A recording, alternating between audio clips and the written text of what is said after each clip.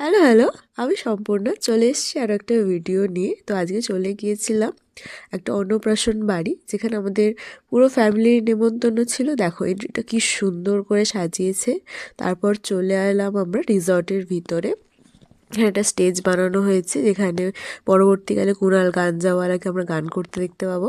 এবার দেখো এখানে পুচকু দুটো, যাদের জন্মদিনে আমরা গিয়েছিলাম, তারা চলে এসেছে। যে পুচকু দুটো খুব কিউট। তারপর আমি খাবারের দিকে চলে এসেছিলাম। প্রথমে নিয়ে নিয়েছিলাম মালাই কাবাব।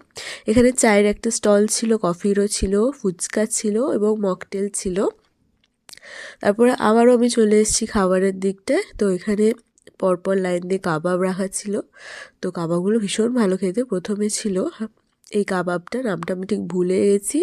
তারপর ছিল এই মকটেলটা, যেটা আমি বানাচ্ছিলাম, ব্লু লাগুন ছিল, খেতে ভীষণই ভালো ছিল। তারপর নিয়ে নিয়েছিলাম হারিয়ালি কাবাব, এটা ভেজের মধ্যে ছিল, ভালোই খেতে ছিল।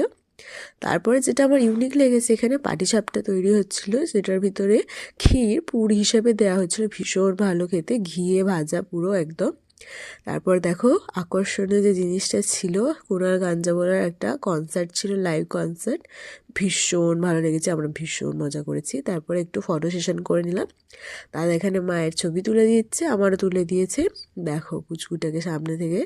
তো তারপর যেটা আমার সব থেকে ভালো লেগেছে, দেখো এইখানটা কি সুন্দর লাগছে, আমার ভীষণ ফেভারিট জায়গা।